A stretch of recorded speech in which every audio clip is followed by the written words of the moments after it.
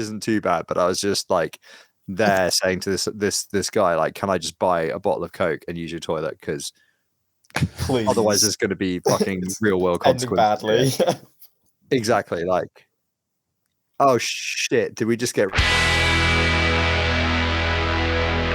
Welcome to Game of Nodes, a weekly podcast on the cosmos from independent validator teams.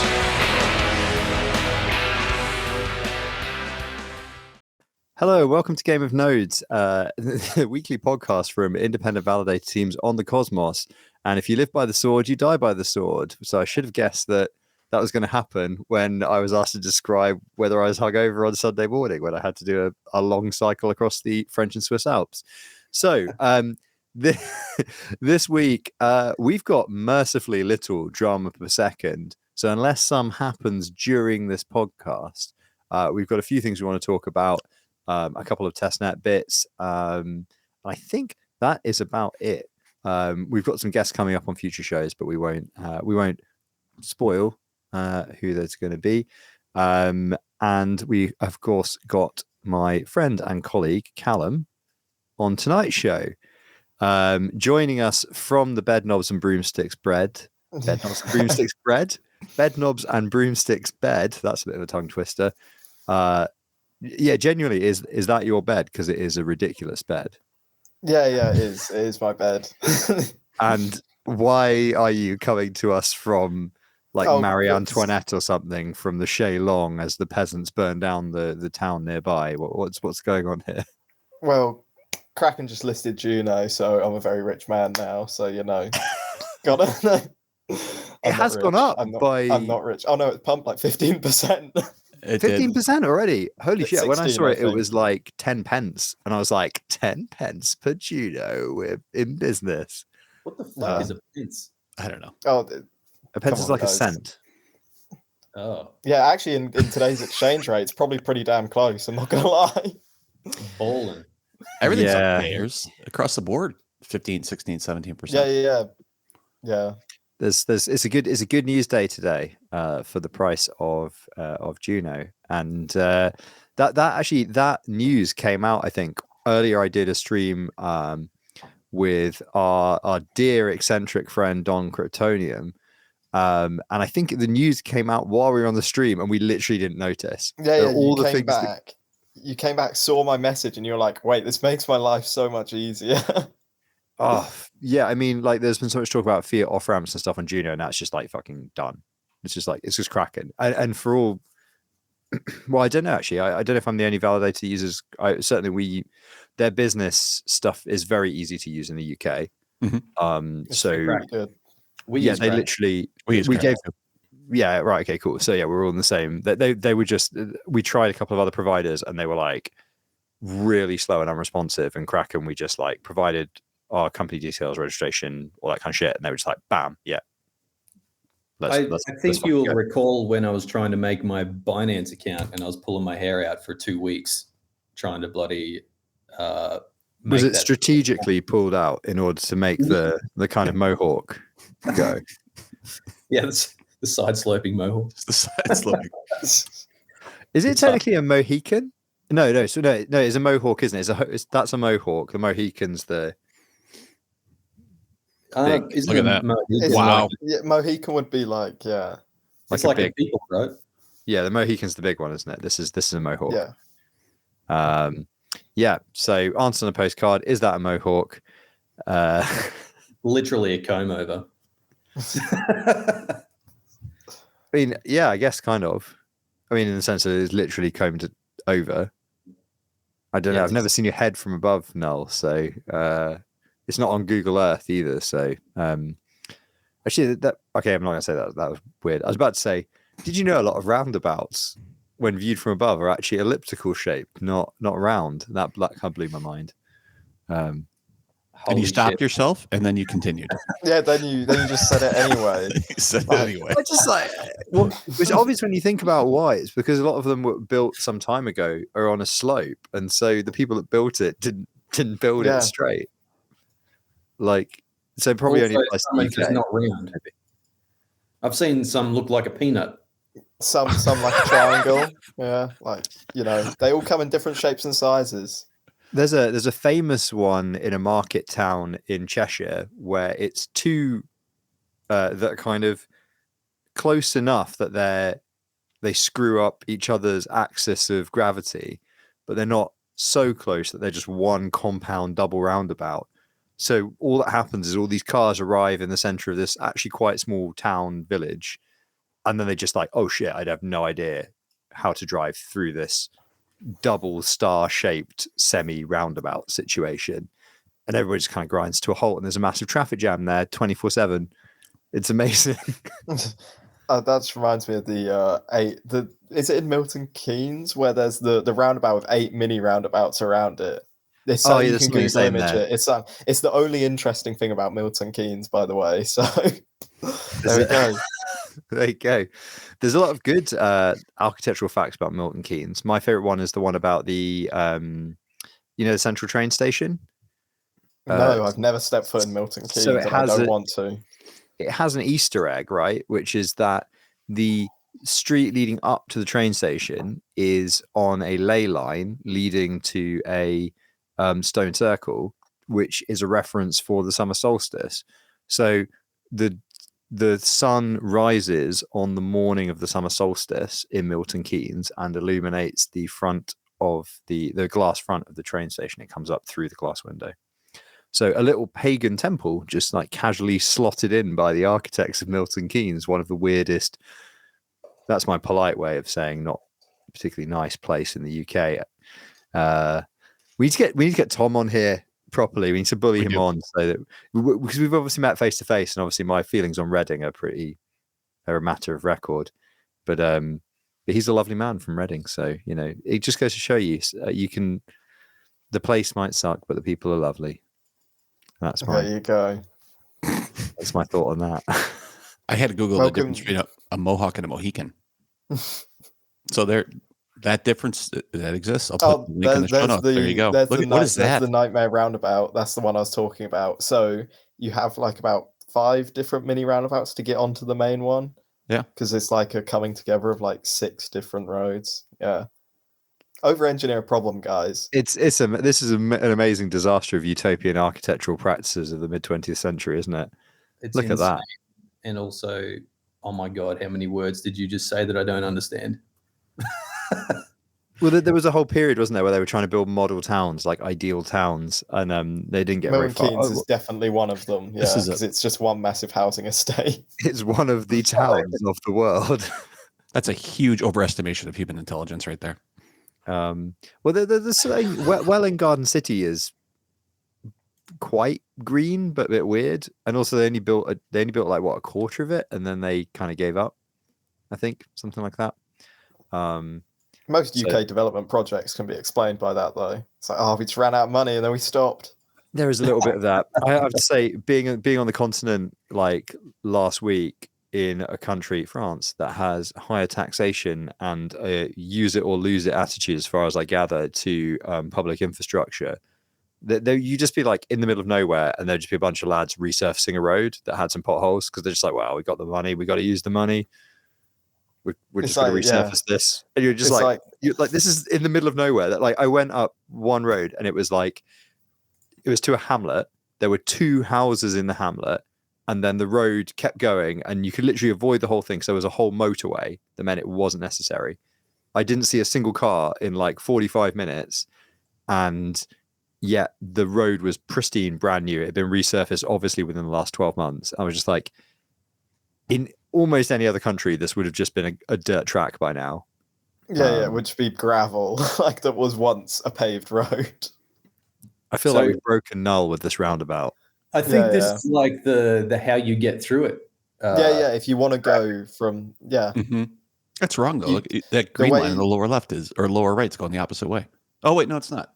No, it's not. So how I've been told you treat it is you go one roundabout at a time, and you treat the mini roundabout as your entry onto the next. So if you have done roundabouts before, you just break it down. Although I imagine it's still hellish, and I wouldn't want to drive across it. Yeah, so you got to keep left on the little ones, and then Well, I mean, because it swaps directions. That was the weird trivia about it. The middle one is going a different direction to the so that of course you don't just slam into someone. Yeah, that's navigatable. I reckon imagine you landed on that on your driving test. You'd just be like, "Well, I'm failing." Well, I'll go again and hope they don't give me the route with it. Yeah, you just be like, "Well, this is obviously impossible, and I failed my driving test." So anyway. Thanks for playing, I can just imagine people stuck in the middle. Just how the fuck do I get forever going around? Looking for an exit. And just ditch it in the middle. Yeah. Get a tow truck. I can't figure it out. I saw a picture on Twitter the other day of somebody shilling RHINO usurper, and they had a bunch of pictures of some quite cool looking racks and stuff, and I was like, "That's our rack. Are those actually your racks, or were they stock photos of racks?" No, you can do a search. Those are our racks. Those are your racks. Yep. Oh wow, we're legit. Got your racks out for the lads. Yeah, you could. Oh my God. Sorry, we hang a rack pics out all the time. Yeah. Also had a wireframe RHINO, which was pretty cool. Yeah, that's on the website. It was shilling the shit out of you. Was that Knots? That's who? Knots. That's Knots. Yep. Do you work with Knots, right? In some fashion? Yeah, we did. We started February, January, sometime earlier this year. Yeah. Where'd you get that Cisco stuff off the back of a truck, real cheap? Sort of. That's good hardware, though. So we're actually that picture has it's actually old. There's only 8 servers in there. We have 10, and actually we're just getting ready to split this up into 2 DCs. So we're going to move it to 2 separate data centers. We're going to try to cut the bill down. Actually, the bill will be overall higher, but it'll be split between 2 DCs. And then we're going to put 2 Horcrux nodes, 1 in each DC. They're about 30 minutes from each other. I mean, if the whole region gets wiped out, then they're gone. But assuming that doesn't happen, at least they're on different power grids and they're on, different internet lines and things like that. So we're starting to realize that one giant rack of stuff is probably not the best idea. So it's cool. Not if it's all in the one place. No, it doesn't really help when you have that much going down at one time. I mean, we're getting around that with Horcrux, but when you still have that much stuff in one spot, it's not great. Plus, they private DCs like this, they still have maintenance windows. So, for instance, we know we have a 30-minute outage coming up at 3 a.m. on August 1st, and getting around that is a real pain for nodes that aren't signing 2 of 3 type of thing. So it just becomes kind of a pain. So having that be 2 separate DCs allows us at least to make sure that we still have our own nodes running somewhere, type of thing. So what cool. You're going to split your gear?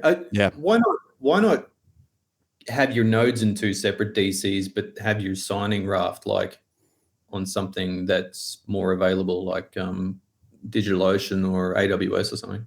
I wouldn't say that those are more available, honestly. But we've had big AWS outages. We've had Linode outages. I've had OVH fall off. Everybody's have Hetzner outages, things like that, even for small periods. But they're a little bit, I don't know. They're probably. But you could maybe 1 more 9.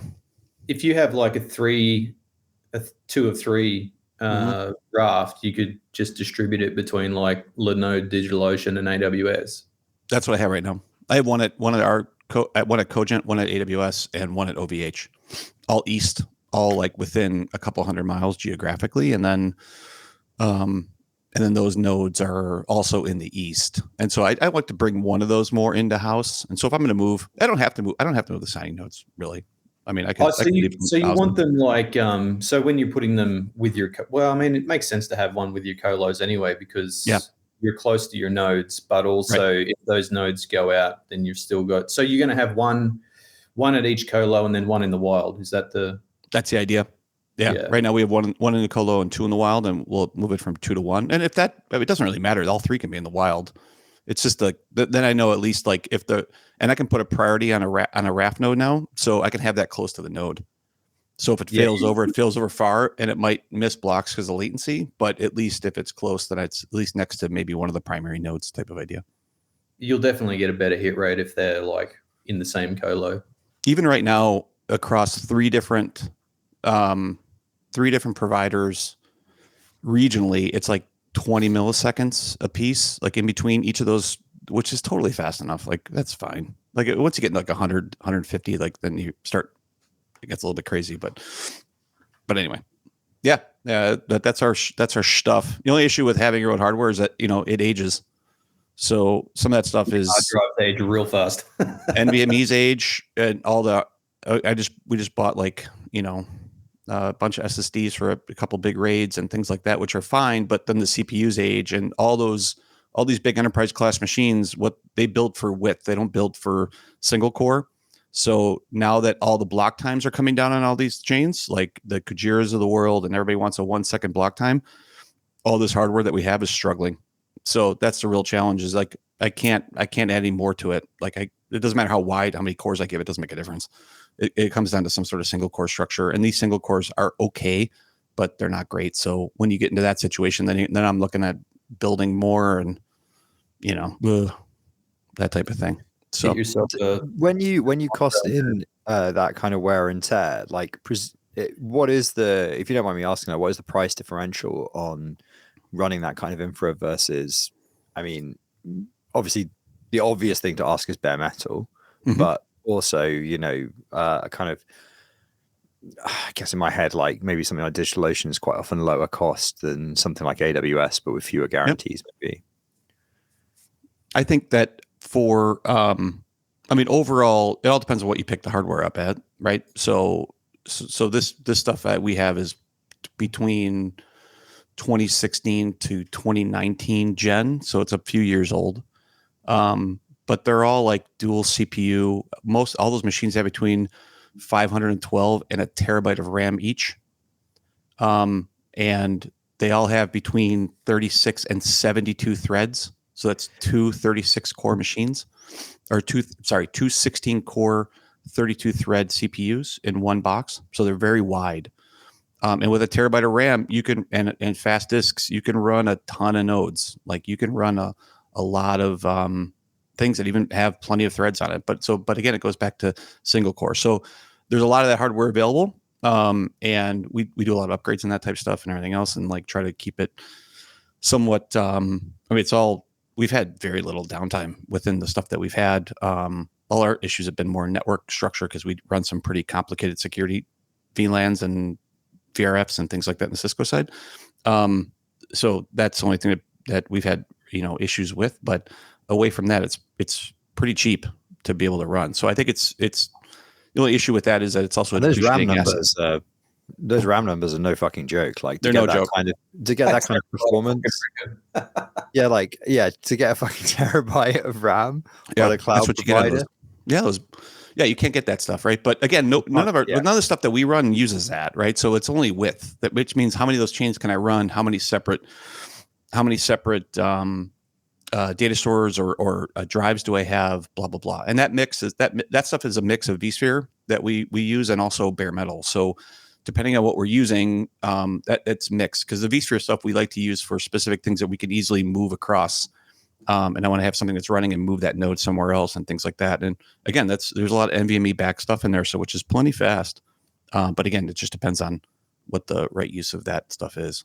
So the only issue with that is that sorry, I'm going to cut you off. But the only issue with that, like I said, is like I also have a bunch of AX101s at Hetzner, right? And those are month by month. Once that 5950 is no longer the fastest thing, I say goodbye. I launch another one within 10 minutes, and that's their issue, right? But now I got this asset that's I got to figure out what I'm doing with, and I'm paying for, and those types of things. So it's a balance of ownership.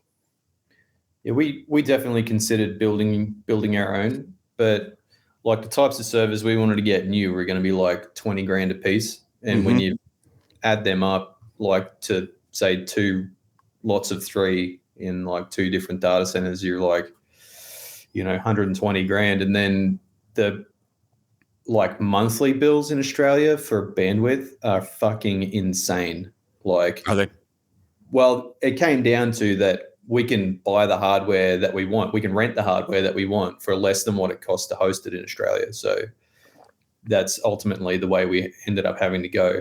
I'm guessing like a fraction. It must be like if you're using, I don't know if you're using Hetzner or OVH or who, but it must be like a tiny fraction of the cost of purchase. Hetzner is so freaking cheap. Our most of our nodes are on OVH, right? So there's OVH Australia, which I'm sure is more expensive than fucking OVH anywhere else. But so just to host like a 1U, and we would have to have a 2U, but to host a 1U in like the cheapest one I could find in Australia was going to cost like, I think it was close to $200 just for hosting that in an IP address, right? But that's only with like a 300 megabit connection shared. And so that wasn't really going to work, because for $200 I can get similarly spec'd hardware plus all of the hosting fees in Australia for one machine. So and that's on, in some instances, like a 10 gig connection. I have not had any bandwidth issues whatsoever. The latencies are better because they're over in Europe. Right. So yeah, it's been good for me. If you look at the OVH pricing for the Australian nodes, they're more than everywhere else. So there's like specific nodes that say APAC, which is Asia Pacific, next to them. They're the only ones in all of the servers that have like different pricing for Australian ones.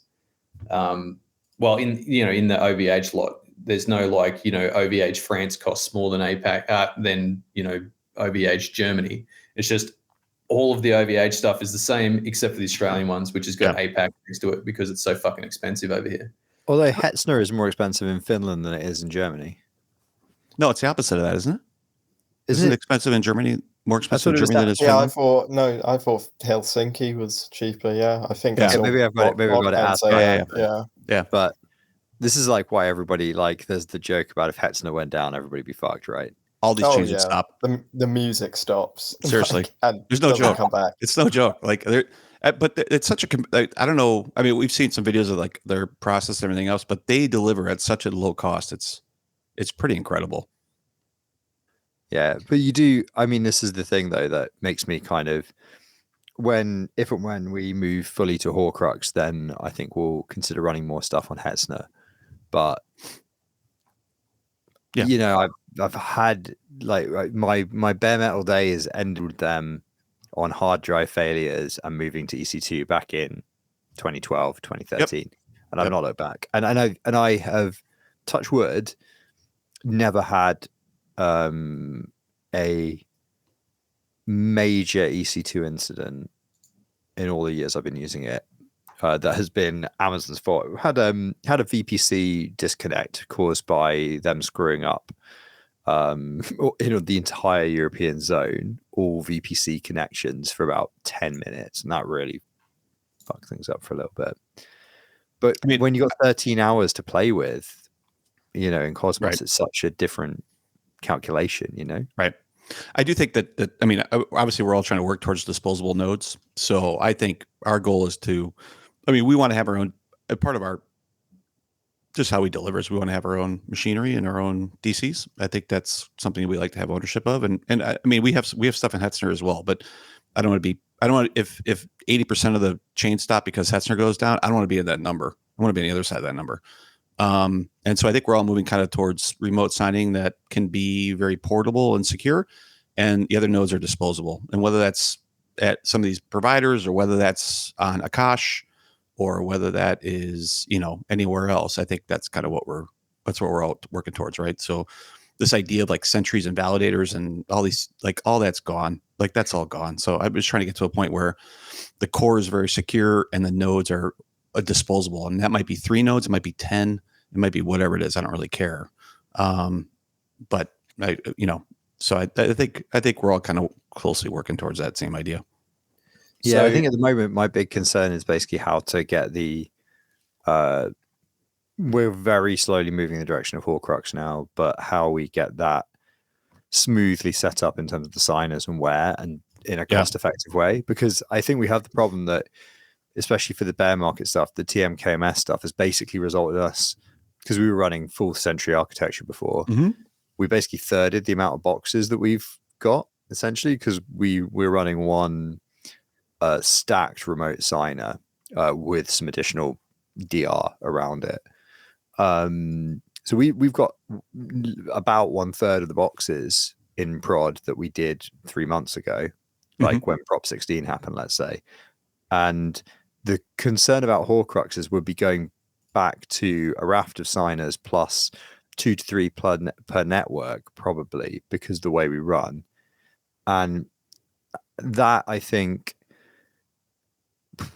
that feels like a step backwards, unless we were to do something quite radical, like take all of the sentries off onto bare metal, and just treat the bare metal. So this is what I'm currently thinking now, is to go back and basically write a bunch of Terraform to handle scripting up big Hetzner boxes, like big fucking Hetzner boxes, and then be running sort of 3 to 6 to 9, maybe Hetzner and another bare metal provider, where all the Terraform is going to do is bring up a set of boxes, connect, essentially open the correct ports to the signer, and then say, okay, I'm going to install all my upgrades and Docker, and then I'm fucking done.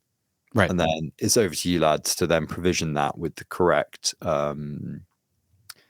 the correct containers. And with doing some of the Akash stuff that we did when we were evaluating running on Akash, we obviously used Tom's Omnibus quite a bit. And I kind of think that might be a good middle ground, is basically pulling in containers from Omnibus that sync very quickly, because they're synced from the snapshot the day before, and kind of put those together as behind a reverse proxy, and then basically have that as running on these absolutely stacked bare metal servers. Right.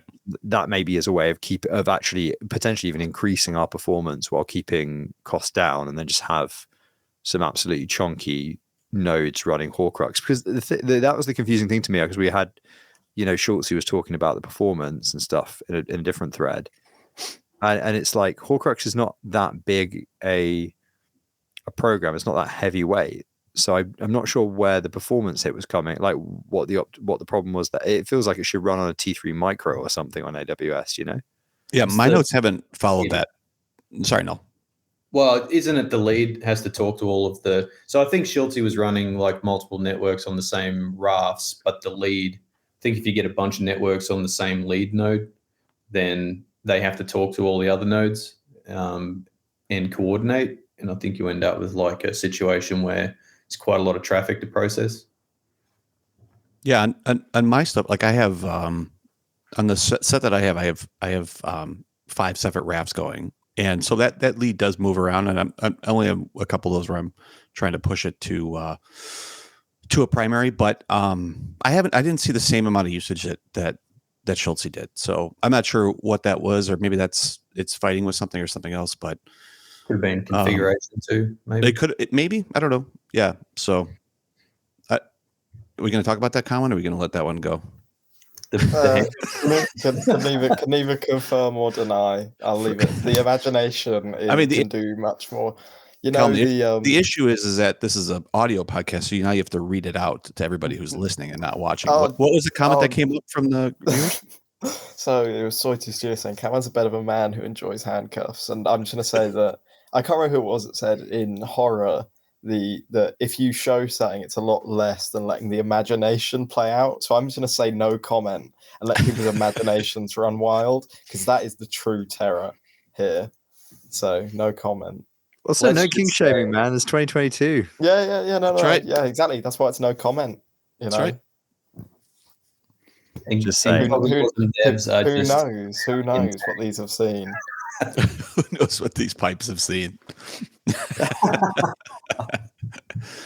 There's something about the structure of that sentence that did not sit well with me. Callum's pipe, though. Thank you, Noel. There we go.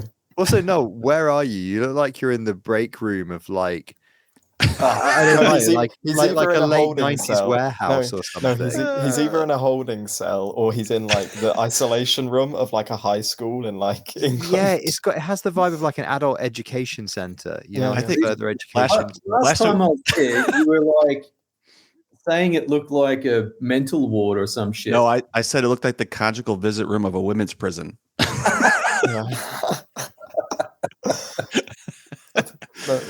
Frey, you know the series in the UK where it's educating, they just go in different schools in all the different parts of the UK on Channel 4. Basically, there's just documentaries that just go into schools in the UK and just film for like a year. This reminds me of like those schools where they set up clearly because you can get quite a lot of content in the isolation booths at school. Bad students just go sit. It reminds me like Null is sat in one of those booths in like the isolation room at school, and just there's going to be a teacher that comes through the door in a second. Room? What are you talking about? Yeah. So what your schools didn't have it, so you would just go and. I think sometimes it's not obvious that there is that big an age gap between us, but like I may as well have gone to school with Mary fucking Poppins apparently, because. So, Callum, I just have to say, mate, what you just described sounded like a description of a person who should be going to jail. Is that people are going into schools and filming children in isolation rooms. Yeah. No, that's just the UK schooling system. I don't know. Yeah. So to be fair, the UK schooling system is pretty fucked at the moment. They basically sold it all off to private companies called academies. So you could sell off pretty much most of the school to a private company. I think literally it's some nut statistic, like 98% of secondary schools in the UK are now owned essentially by private companies, and they get to part set the curriculum. And some of those private companies are just like essentially aristocrats who have put together a company, and they literally just teach like whatever the fuck they feel like. And they're just like, oh yeah. And all of these lords and ladies were just like totally great, totally great. 100% awesome. Let's not mention the slave owning. I mean, I'm okay. There's a little bit of exaggeration going on. It's not that they have a rough curriculum, but they can fuck around with it. Yeah, they can influence it. Yeah, I've seen some of. I've got some friends who are teachers, and I've seen like what they teach, and the teachers are literally like, as in they show you it, and they're like, look at this compared to what we were taught, and you're like, holy fuck, this country is fucked, like fucked, like 12 years of Tory rule, and it literally is like. And to be fair, it was Labour that did that actually. So just fucking neoliberals, man. Just like sell off the schools, just sell off the schools for profit. Why the fuck not? What's the worst thing that can happen? Yeah, okay, like quite a bad thing actually, lads, because you end up teaching fucking even the status worse. Quo maintains. Like it was bad enough when I was at school, where the only thing you learn about prohibition. That was all of your American history. You might have done the French Revolution because they are just across the channel, and then you did the Nazis. You did Nazis over and over and over and over and over again, but with weirdly little moral judgment, just lots of facts. And you're kind of like, I feel like we should be mainly talking about how in every video game I play, they're the bad guys, and for a reason, because they were fucking bad, rather than just being like, and what happened in 1937 in November, and you're like. This is like the lead up of like post World War I Germany to like exactly World War II Germany. And all of these weird facts where you're just like, and which politician said that we need to squeeze Germany into like a lemon until the pips squeak, and you're just like, these are not useful facts for understanding how genocide happened, which is really the top line thing we should be trying to learn from this history. But don't Google what Churchill did in India, by the way. Don't Google it. Don't Google it. He's great. He's a war hero. He's a war hero. And China and Japan may as well not have had any history, because fuck it, we're not going to teach it. We're not going to teach it.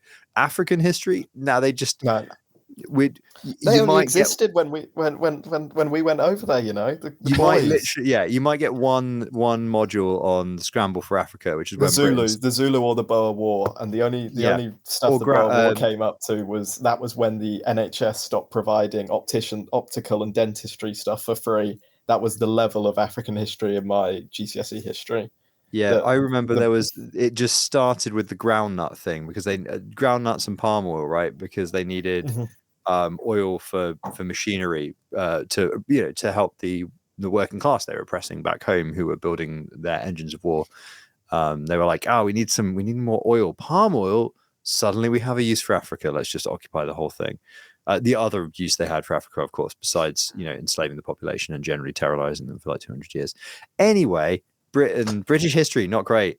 There's some relationship between Britain and Australia, right? You guys want to talk about that here? Australia has a really interesting history. which I think now we'll be able to. I'm glad you brought up Africa and India, but you failed to bring up Australia. I don't know why you would do that. We literally learned nothing about Australia either. We just go like, ooh. They just ignore that whole thing. It's kind of like mentioned, like, oh, we may have shipped off some convicts. And those guys, there were some real bad apples, because those guys, they were quite racist, and then they were very nasty to the Aboriginals, and real bad apples. That's why we shipped them off, because we weren't racist. We were busy civilizing a bunch of places, and that was very unracist. We were building bridges, which is it's like the opposite of racism, really. That's like, you're the good guys. How could that possibly be racist? And you're just like, awesome history. Thanks, lads. Yeah. Is it time for lunch? Yeah. It's fun. And then at some point you go to university or whatever, and they're just like, oh yeah, all that history you learned, it was actually quite bad, and you're like, I did have that feeling that there was another side to the story. Yeah. So to put it in perspective, I finished school, as in pre-university education, 4 years ago. So yeah, there we go. That's when I finished with the UK education system. Yeah, well, sure, we're convicts, but he's fucked up. There you go. Sure, you brought us out at the end. At the end, you're like, okay, so you've done we sent you on a boat. Half of you all died coming over here. We put you in a box for like 20 minutes, and okay, now have some land in a country full of awesome resources and sell it to everyone else. Sunshine. The real punishment is having to pay more. The real punishment is having to pay more for OVH boxes. That was the punishment. It's just a really long play. It's a really long play for you not to be able to have. It's like the Dominoes meme. It's the Dominoes meme where it's sending convicts to Australia, Null struggling to rent boxes. A real punishment. That's the one. A real punishment for the convicts would have been to make them fucking stay in England and drink warm beer for the next 200 years. Well, a lot of there's an argument that goes, a lot of the reason that one of the many things that resulted in so many people getting transported was a massive crackdown on the rules about common land, and especially poaching. Like poaching became a very, very common reason to get deported, I gather, which was largely about essentially trying to deny. Well, there is a historical argument that goes something like early stage capitalists and also the ruling class who were trying to profit off of the new industry were trying to not only break the back of labor that had quite a good time after the Black Death in terms of like trying to renegotiate the relationship between landowners and serfs. Essentially, the end of serfdom was the end of the Black Death, right? Because there were so few people, they said, well, we're not going to accept the system anymore. You got to pay us. And there's a kind of an argument that goes, okay, well, people also used to forage for a lot of their living, so they didn't have to be reliant on a wage to live fully. And like by breaking people fully into relying on a wage to live, that's like the ultimate subjugation into modern capitalism. And the thing that was stopping that was like being able to hunt, basically, on common land or grow stuff on common land, forage your own wood and stuff. So hence poaching laws becoming more extreme and then sending people to Australia. So yeah, but that's also why in English folklore there's so many popular folk songs where the heroes are poachers, because there's a kind of there's like a folk memory of how important that was to everyday life and survival, and how sad it was when it went, I guess. Or maybe we just romanticize all the things that have finished in the past. I don't know. What does all this have to do with? What does all this have to do with Juno on Kraken? Well, I was going to say, should we move on to talk about the Kraken listing? Okay, shall we? Well, hang on. I thought somehow we're going to come back to that, and that's how Juno ended up on Kraken. Before we get sidetracked, that still wasn't really finished. before we were having. So, Usurper, I just want to know. So, where do you have your Say node now? Say node, because you got quite good uptime at the moment on Say. My Say node is at Hetzner, because our current stuff that's there is not. The stuff in the colo is not fast enough for it. So same thing with my Evos node and my Say nodes. So are you signing locally on those, or are you remote signing? No, I'm signing locally on both those. So that will both. I'm building new machines for the new colo that we're standing up, and so those will eventually move back But for right now, those are remote because honestly, I don't own hardware fast enough to do that. Yeah. So what is Say's like config? Isn't it a bunch of validators and quite fast blocks? Is Say the one that's trying to push like 500 validators that I saw? I'm not too clued up on it. No, I think they're intentionally keeping it pretty tight, right? They are. Yeah, I think they're trying to pull. Well, originally they were trying to pull 500 like half-second blocks. That was kind of like where they started. I'm not sure what it was set to initially or what they're trying to be able to do with that. Right now, I think I don't know. You're probably looking at it, but I think it's like maybe a second or 0.8 seconds, something like that. 0.9 is the block time. Yeah. Obviously. So they're trying to get that. It's really 1.3 now. I think because. Oh, now Go it's ahead. back. You guys. Fuck, it's all over the place. Yeah. I was just going to say, isn't that because they're trying to do on-chain order books or something, right? Is that They are. Say? Or That's yeah, correct. Yeah. They want fast closure on those types of orders and things like that. So I think that's the goal. And honestly, we talked about this I think a few weeks ago, but even from the team, like they're okay with block misses and like their idea is like even if you're missing a third of blocks, that means we should be pushing faster. Like we want to be able to see where this can go, which is very different from how we've traditionally approached a 6-second block, and if I miss one, like you're asking questions in the mirror, right? A tungsten rod gets dispatched from space if you validate on Penumbra Zone. Exactly. You know about the rods from God? People always think I'm crazy. I love the Penumbra Zone, and also rods from Gods is amazing. Yeah, people always think I'm crazy when I say rods from God, and I have to reference the whole that was an orbital weapon system thing. Yeah, that was written about. Yeah, they were really trying to. Yeah, no, that. Yeah, okay. I thought good. If you don't want plot spoilers for the new Top Gun film, put your fingers in your ears now. Right, there are some. Right, okay, it's time for a little moment here. Aside from the bit where the Navy, for some reason, is testing a Mark 10 spy plane, which obviously wouldn't happen because, it would be like the Air Force. And why would the Navy have a spy plane that takes off on the land? And why would they be supplying a test pilot? It would be Lockheed or whoever the primary contractor is would be using their test pilot.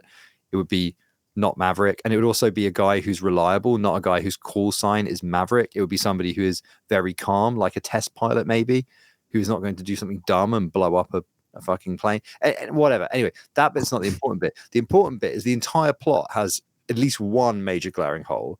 One of the major glaring holes is that they fire Tomahawk missiles at an airfield, which shows they know where this airfield is. And they're like, oh, the reason we can't just use these is because we can't just like fly a plane over and bomb this thing is because there's all these anti-aircraft missiles. And it's like, well, you know where the airfield is and you just blew that up with Tomahawk cruise missiles. So why don't you just blow up the SAM sites? But more than all of that, they have a Mark 10 spy plane and they don't have rods from God. And you're just like, literally, this entire mission is predicated on the idea that you cannot just drop a tungsten rod into this like hard to find place and blow it up. And like clearly you would just use rods from God. I was literally watching the whole Top Gun thing being like, just rods from God. Like I can't enjoy this film at all. Maverick? How do we possibly blow this thing up? And I'm like, rods from God. Maverick, say rods from God. You know where my suspension of disbelief ends. The rods from the God. That's it. The movie. That's it. Checked out after that. That's it. No fun. 0 out of 10. I put my beer down. I got up and left. I was like, I'm out. I don't know how the movie ended. Yeah. All right. So again, back to our fucking thing we were talking about. It's like herding fucking cats, man. Back to the thing we were talking about. So I have a big burning question with these fast blocks, right? So what happens to all the history? Because this is going to add up super quick. And interesting fun fact, Notional helped Sai with their code, I think, to make those blocks happen super fast. But what's going to happen with the history here? Like, no one's going to keep history from a bloody 1 second block time after 6 months. It's just going to be astronomical. And if you imagine this going for years, there's not NVMEs big enough on the planet to like hold it. So what do we do? Do we just doing taxes? Like, why aren't we programming these blockchains to just toss the history? Well, you would also have to assume that there's going to be a lot more zero transaction blocks, right? So you could drop those out of there. And so I would assume that if it's a 6-second block, or if I have 6 1-second blocks, on average, if it's 1 or 2 transactions per every 6 seconds, that most of those blocks are going to be empty. But I think the point, I mean, it's so different than what we talked about before, right? Well, it is different, but it might be along the same lines of what we talked about before, which is at some point you're not going to be able to do it. They're going to like at some point you would have to cut a new Genesis, right? And you have like what Todd has with junoclassic.blockpain.com, which is some sort of archive node. And every 4 or 5 years, there is these different history type of nodes that have that before some sort of regen. And then it runs up again, I guess. I don't know. So there's 2 things they need to like start working on. And one is that you need to be able to aggregate archives. So if you like just recut it on the same network name, or even if the network name doesn't matter, you need to be able to aggregate archives as long as the accounts match up. Because you're going to end up with this situation where people are going to be trying, and people's FYs finish on different dates too. So you can't even have, just cut it every year at the end of the FY and start a new network, because you're going to still have crossover between, Australia's finishes on June and America finishes whenever, and I don't know when England finishes, but 5th of April. So the point is, you're going to have all this history, right? But it's going to be huge, and no one is maintaining history anymore anyway. People are state syncing. People are using pruned snapshots. So there would only, for each network, there would only be a handful of people keeping history. So I'm pretty sure. How many Cosmos networks do you think for certain at this point all of the live Cosmos networks actually have complete history? I don't think so. I would think so. I would think the foundations would run, like I run 2 for Stargaze, that we have 2 full nodes that we keep history on. But like Stargaze is a pretty easy network because we haven't gone through that structure. You would think that those groups would want that history, right? So even the archive nodes and the history nodes, I've tried to query blocks back in the history, and I don't get responses out of them. Like when you try to query the val set specifically from history, like a block a long time ago, you can never get data out of them. That only keeps like the last 5,000 blocks or something for those type of records. No, isn't that also how that's set up? Because isn't there like a query time, and there's some other things like how long that query could run on that node? Because there's some RPC settings in there. I thought you'd like jack all that way. This is a good Todd question, but I thought you'd jack a lot of those networks, those things up, because some of those queries take some decent amount of kind of transaction hopping to figure out what exactly the state is to be able to return it back to you, so that query time might get timed out or something similar to that. Yeah. Well, I guarantee like none of the validators are going to be keeping history for these fast blocks, because your performance degrades as you keep more history. Oh yeah, for sure. So yeah, I don't know what the fuck they're going to do about that. But if they're, I think if that's the way they're going to go and they don't care so much about history, they should just toss it. So maybe have like a trailing, you have to set a flag to keep history basically. So if you're like RPCs, you can set a flag to keep it. Yeah. If you're a validator, you only need to know the hash of the last block and the transactions from this block, and then you move on anyway. So, or maybe like, the last 100 blocks, and then just have an open door out the back and off it goes. So people don't have to do all this stuff with pruning and state syncing all the time to try and keep up performance. Well, yeah, I mean, especially if people start moving to things like Akash anyway, where you have to use Omnibus, like to do that in a sense, or like in any kind of reasonable way, you want to use Omnibus, right? And so you're going to get history from the last day plus a snapshot. Yeah, and that is increasingly just the way what you see everybody doing. Like if you looked at everybody's snapshots, half of them we polked you, because obviously Polka is like the hardest working snapshot provider in the cosmos. But I don't know. It's an interesting question. Like, I mean, actually, I guess it's that thing of like, there you go. So Todd Yep. Blockchain just said if it's only got the val set for the last 5,000 blocks, it's probably not a history node. Even if it has all the blocks, history nodes have state for every block. Okay, so just on that, fun fact, Todd, I was querying off your history nodes. So it's I don't know, it must be maybe the particular query I was using, but I was trying to query the validator set from history, and no Juno history node I could find would give it to me. I didn't try other networks, but anyway, sorry, continue the frey. Well, I guess it's just like back to this thing of like there are certain cases like taxes where you very much do need the whole history. But like other than that, it's not really the end of the. I mean, even in a hypothetical world where no history, no archive nodes existed, it's actually maybe not the end of the world for a lot of use cases. Like the integrity at state now is the most important thing, right? By a massive, and especially in proof of stake networks, where it's just the validator set right now signing the block that matters, and then the finality on that. Proof of work, obviously different, very different. But proof of stake, I think like the history is fundamentally less important, is my feeling. So it's less important as far as determining whether the block and the transactions are valid, right? That's the current state is valid, right? From that point of view. Right. But, obviously some people will need history, and if they don't have it, the governments will kick up a stink about this particular. Well, yeah, sure. But I guess I'm also talking like philosophically. I think we have this attachment to the idea that proof of stake should have that complete. I mean, obviously we need it for tax reasons, but let's ignore that for a second, put that to one side and go like, we're also attached to this, I think, for conceptual reasons because of familiarity with what came before. And actually like proof of stake is kind of its own thing. Maybe I mean, it's like very different to like a stream where, if you have like, a large streaming data store where it is every single event or event sourcing where it's every single delta that's ever existed in the data store. And you can reconstruct the state.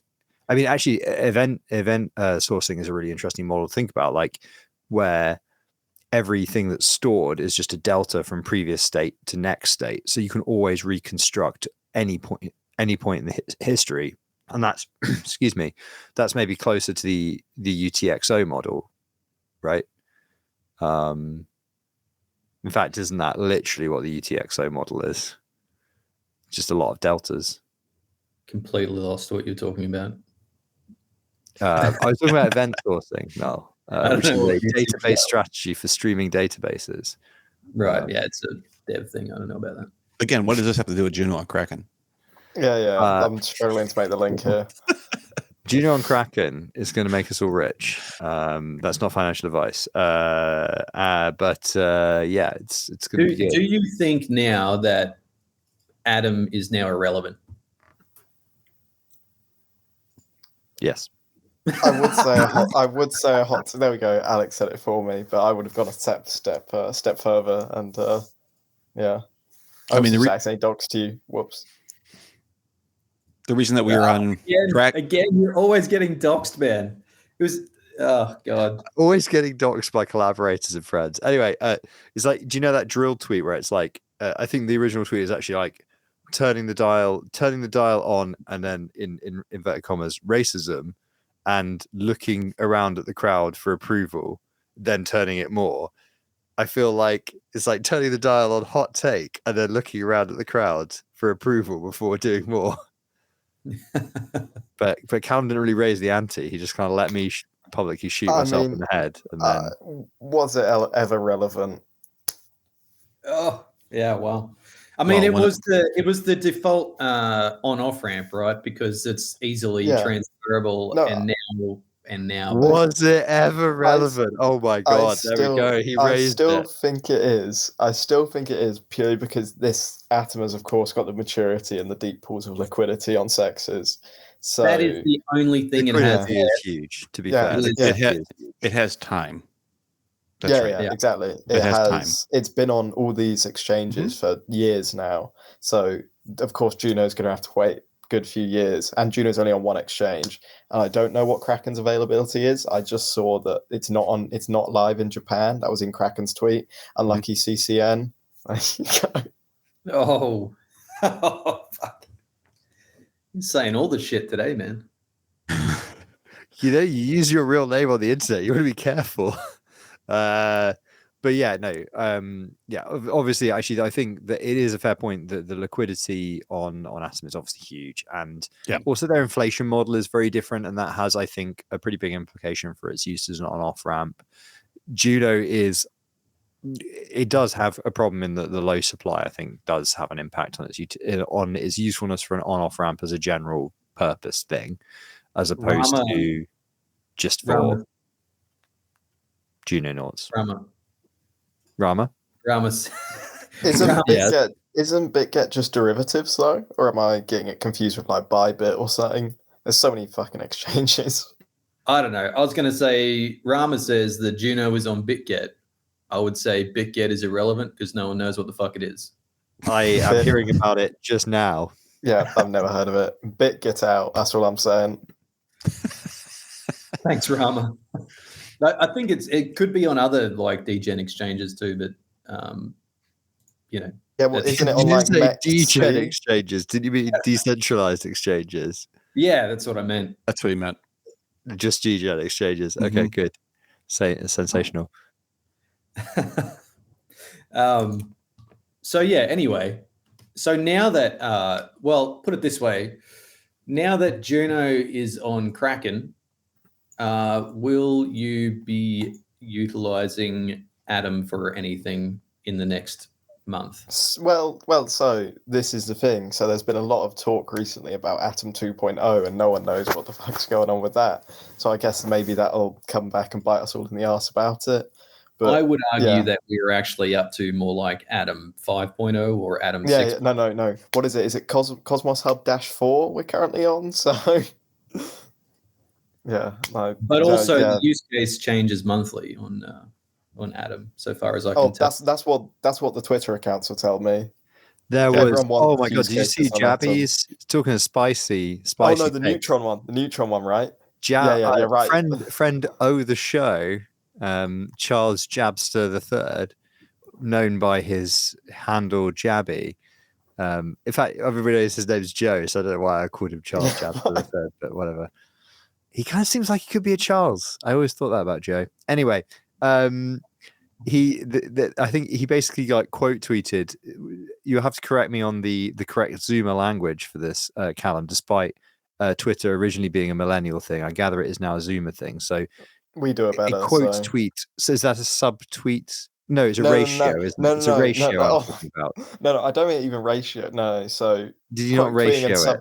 No, subtweeting is, say if I put a tweet and say you'd annoyed me on how dare I reference it without actually mentioning it directly. I don't at you. I just say like, a founder has just front runned me for 50% of my allocation, where everyone knows it's you, but I haven't just atted you. But yeah, I don't even think he hit a ratio, but he quote tweeted something from, can't remember the name of the guy. It was some terror account formerly.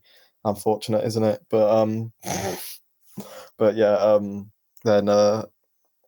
so he quoted and he wrote a good thread on Neutron, to be fair, and I'm nothing against Neutron. He just put what makes Neutron unique, and then he sort of put a thing on Juno, which was completely... everyone took it a bit too hot. Everyone thought he was bashing Juno. No, he wasn't. He was just sort of saying like, oh, this is why this exists, and this is why this is why Juno, like, you know, they can sort of both exist.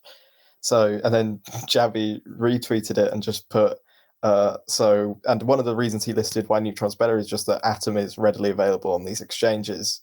And so then Jabby retweeted and said, how's that looking now? And then Jabby then also replied quite quickly after saying, I still think it's a good point. And I imagine that's due to the availability of Atom on exchanges. Yeah. But it's still also funny to see when Jabby gets spicy, because it was good. We do enjoy Jabby's hot takes. I like that tweet. That is the sort of tweet I would write. So it's so speaking of tweets that you might want to write, Yeah. Actually, no. Well, no, we'll do that in a second. So I actually also want to cover one more thing that is actually technical and is within the purview, if you like, of the actual purpose of the show, which is that we were talking a few weeks ago about we've talked actually several times about a cache and running on a cache and running on a cache, which are obviously both completely different services. But also the limitations of the SDL in terms of validator IP whitelisting, which is a problem for all of us that run remote signers. And I've been talking to the Akash team about this. They don't plan on fixing that within the short term on their roadmap, but SDL changes for that kind of stuff are potentially in the medium term. But this is, again, where we kind of get back to our good friend Tom, that they're going to basically roll out changes in Omnibus that cover simple setups for reverse proxying so that you can configure your own whitelist using a reverse proxy layer. Because they I guess they just don't think enough people have the SDL problem outside of validators. To me, it seems like actually there's probably a lot of use cases where you do want ingress whitelisting. But they are, I think, reasonable to say, well, you can just obviously run a reverse proxy in a container. So, but they're going to make it easy for you to do that. So that's quite cool in terms of those of us that are interested in running validators and infrastructure on a cache in that way, and cool. A cache for that matter. I really need to decide to consistently pronounce it correctly at some point. So that's something I found out really in the last couple of days, which I'm excited about in terms of actually giving it a proper try. And maybe that will also be the thing that pushes us to more seriously start evaluating a Horcrux setup, because we kind of got the boxes lying around at the moment, but we've been doing fine with TMKMS. So I haven't had like a reason to break off from all the various things we're doing and be like, lads, this is the priority this week. So did you in the end determine that using a cache is economically viable? Yes, but it's not loads cheaper than AWS in its current form. It is a bit cheaper. Not loads cheaper than AWS. That's not really the bar, though, is it? Yeah, if that's the bar. Yeah, well, you're talking like the to get a validator running with a reasonable hard disk from a provider that was definitely available. You can see in the video I did, but the bids were about $70 per month. That was what I got to. It's up that's for what? That's for how many cores and RAM and everything else? Remember? Enough to run a cache. I think it was like four cores, 32 RAM. I don't know. It wasn't pretty small. It's not going to hack it for Juno, lads. Right. It was enough to run a cache. But then a cache is the bit that's the blockchain is actually quite simple compared to quite low footprint, let's say, compared to a Cosmos chain. So that is that. If you were going to run Juno, then I at that point I don't know. But this is kind of back to, I think we talked about this before, this is back to the difficulty of if your product is a marketplace, fixing the supply side of that is like a multi-year roadmap just to bring on enough providers, right? Yeah, I mean, there's a lot of spare supply at the moment in a cache, but the problem with a cache is that I haven't been able to find decent reliability anywhere through a cache. So I've tried a bunch of different servers just for websites, and they keep going down. It's been quite annoying. We ended up having to move the Juno website back to Vercel. Because right, yeah, I think I saw you mentioning this in one of the chats. Like, so is the Juno website now back on Vercel? Yeah, because I didn't realize that. Well, we lost the provider 3 times in a month, so I don't know if it was like in a lot of cases we could still access it through the provider's reverse proxy, but and it wasn't a Cloudflare problem. It was something. Sometimes they would just go dark and you couldn't access them through the web at all. Other times, like the reverse proxy would stuff up on them. So I don't know, but we had enough issues with it that we decided to move it off there because we can't just keep having the main website go down. So But I did find out after I moved it to Vercel that it is quite data heavy. You mean just the page load and everything else? Well, there's a lot of graphics and movement on those that site. videos, those vidges are pretty big. Yeah. Now, what is the load on this thing actually? So it's been back on. So I only put it. I moved it to a new team yesterday on Vercel. Is this still going through Cloudflare? No? Yeah, still through Cloudflare. Yeah. So Cloudflare's caching some stuff here at the edge too. Vercel, we run our stuff in Vercel a couple different sites. I've been always happy with that. Vercel's good, especially for $20 a month. Yeah, unless you blow through your data, then not so much. But man, it's the web interface is so confusing on Vercel. I can never find out how to get into the correct settings. Like they got the settings across the top, and then if you click the settings, it's like the team settings. Oh no, now I'm in now I can't find the analytics. Like, I go to the individual site and then go to analytics. Yeah, it's a little bit goofy. Like, yeah, but so you have to go back to the team to get the usage, right? Okay, righto. Yep. So we put it up yesterday, and in the last 24 hours, it's used 7.5 gig of bandwidth. Which it's pretty good. Wow, that's quite a bit. Yeah. Yeah. So like, is that cached? I mean, it's at the edge, but yeah. That's proxied through.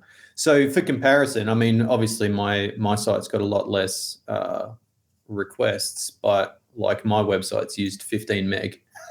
I think it's these. Are those videos back there? Or what are those things back in these backgrounds? Yeah, they're videos. Yeah. So, for example, the main video there has used 1.8 gig. Yeah, that's a bit much. And it's like, it's 46 megabytes, I think. Really? That should be maybe Jesus. Okay. Anytime it takes 46 megs to load a website, that might be something you want to think about. Well, I mean, wait, what does that? Wait, hold on. What? You broke the fray. Wait, what? What? No, but hang on. Huh? But are we serving? I'm sorry. Like, wait. Broke the fray. Completely broke them. Somebody sorry, reboot. The Juno website is serving 46 megabytes. Well, it's a web here. to a mobile browser. Hang on, I don't know. Let me recheck that. I see both a MP4 and a WebM on that thing. Let me see if I can pull the WebM size. How are you seeing this? Where are just off the source. All right. I'm now going to load it on my phone. To be fair, actually, I've just loaded the website here. The fan is now on in my laptop. The MacBook is taking off. There's something not quite right about this, because this is a powerful. This laptop is basically a web server. Let me run Lighthouse on it. See what's up. It might be just some work to. Everyone's laptops just starts taking off. I guess it's an Intel laptop there. I can't even find the videos. Oh, vidges. Right. Vidges. Yeah, it's got to be the videos. Jesus. What does this have to do with Juno on Kraken?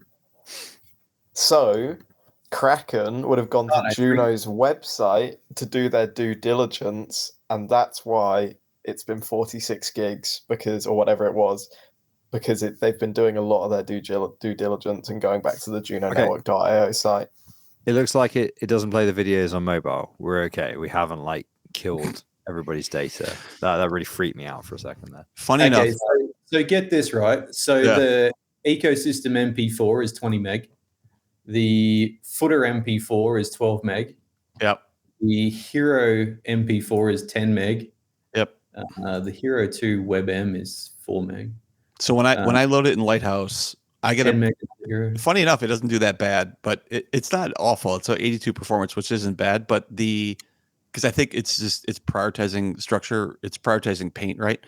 but the ecosystem WebM is 12.9 megs and the footer is 5.7 in WebM, which is pretty significant. So the overall page load is 22.8 megs.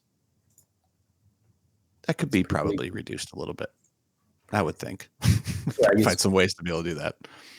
You could probably sacrifice some detail in those. But I think next, I'm sure this is Next.js behind the scenes, but Next and also Vercel's doing a good job of actually loading items in order and not making it an issue from a viewer perspective. It's just a lot of data behind the scenes. Yeah, so I'm beginning to wonder if like a cache sort of just turfed the websites because of how much data they were using or something. Maybe. Well, there's no SLA there, right? And there's no contract there, right? So any provider can just kill it at any time, which is really on you as a content provider that has to monitor the fact if my provider is still serving this data. Is that right? There's no SLA. Right. So like whoever's serving that, like, this is too much data, they're just going to shut that thing off, right? They're going to kill that. And you don't really know about that until the site's down. Yeah, people message you and go, site's down again, and you're like, fuck. Permissionless cuts both ways, I guess. Yeah. So it's exactly right. Permission to rug. Nice. Yeah, you get. Usurper, what's Lighthouse? Is that something I don't know about? That is a Google delivered kind of like page loading and paint and metrics structure by Google that determines and gives some score around load time and best practices, etc. How does Kingnodes score in there? I can tell you in a second. Because it's only a single page, right? So I'm guessing it's going to be pretty fast. So while they do that, I think that concludes the conclusion there is that when Omnibus lands its changes, can do more experimentation with the cache. I'm personally looking forward to doing that, but obviously there's some stuff I think which is going to need to happen. I mean, obviously this is the thing. Like I think with overclock, I said this actually. I was talking to Don Kryptonium earlier. I have absolutely no problem believing that overclock have the technical chops to pull off everything they need to make all of the tech work for a cache. I think the hard thing for them is going to be actually finding that supply and working out how things like Usurper was saying, no SLA, cool, can't run any critical infrastructure on it. How do you work out that stuff in a marketplace where you aren't going to be able to get an SLA, but you can enforce economic incentives? What is the mechanism design there to make it actually viable for you as an infrastructure provider who needs high availability to have faith in that system, whilst it's still being cheaper than AWS, which is honestly not that expensive in the grander scheme of things? Yeah, I mean, my point is, it's early. It'll grow. That structure will occur over time. I also don't know kind of early on if it's a requirement that it needs to be cheaper. Like there's some trade-offs there in terms of decentralization and not paying for one provider. Like it's kind of like early days of electric cars. Like it was always like a measurement of, but is it cheaper than gas? Well, maybe it's not. Like maybe is that the yardstick that we're using here? Like at least initially and over time, et cetera, et cetera. So I'm not so concerned if it's exactly cheaper. It was more expensive than there's a lot of talk about how cheap it is. And I think your data showed that it's not, costs are costs. And so it wasn't 100% cheaper or something similar to that. Like it was cheaper than AWS, but it still was pretty close. And so I don't know if price is the only benefit to this, right? So I think you might be paying for some other areas as well. Yeah, it's trade-offs, aren't there? So we've got Callum on here. Kind of on the false pretense. So normally Callum would be shitposting from the sidelines. I love validators. I love running nodes. I love running all my nodes on a cache. I love it. So to be fair, Callum does currently run 100% of his nodes on a cache. Yeah. 100% of my nodes are on a cache, and they have an 100% uptime on all the chains I run nodes on. So we wanted to pick your brains, Callum, on how you've got across every chain that Callum validates, he's got 100% uptime, and he's never missed a block. So I have never in my lifetime missed a block. So exactly. Yeah. So we saw his tweet on Twitter, and we were like, we've got to get him on to explain how he's done that. So Callum, do you want to explain your magical strategy? Don't run nodes. That's a good way to not miss block. Right? You obviously yeah, but I've never missed a block locally because it's all very in a contained environment. So I've run a Juno node before. One of one. Yeah, the perfect network, one validator. Did you just delegate a bunch of Juno to yourself just to make you number one on the list? Of one. That's literally how local Juno works. Yeah, that literally is how it comes set up for you. Yeah. You can tell Noel's never done any local development because he doesn't know that. It's just like this is all done for you. Yeah.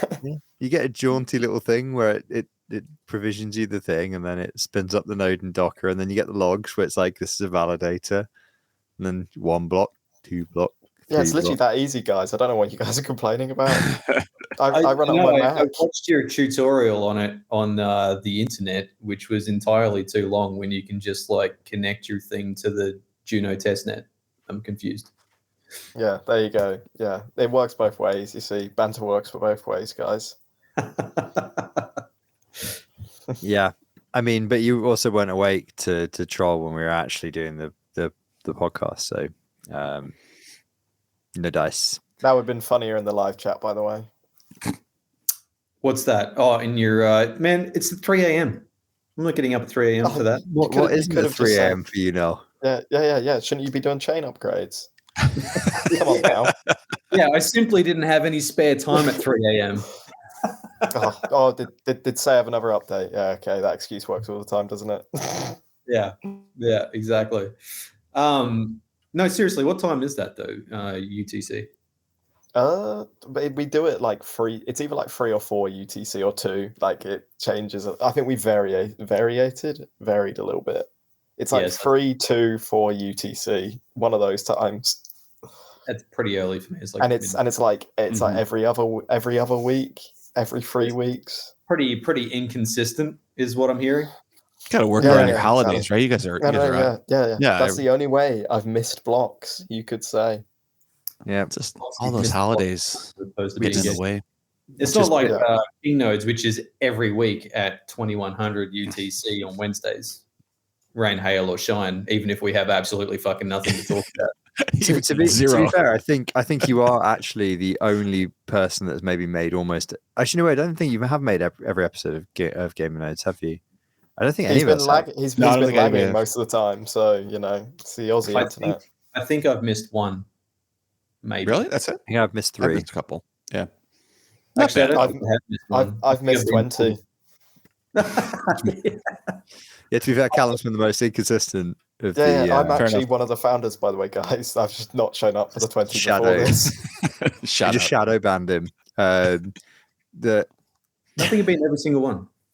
I'm the only one who's been in every single one. I'm putting that out there. I could be. Yeah, wrong. I think you've been in every single one, but I think you've dropped a few times, but you've been in every single one. Whereas I think Jabby kind of dipped after the first, whenever that was.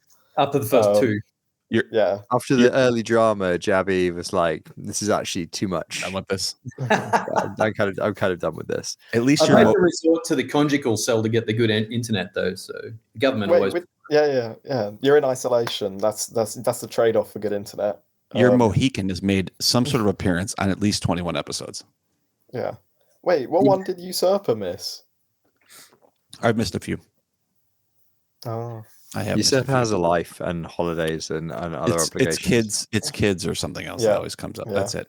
Yeah. So since there were 79 minutes in, can we talk a little bit about Howl? Since you're both here and only got 10 minutes left.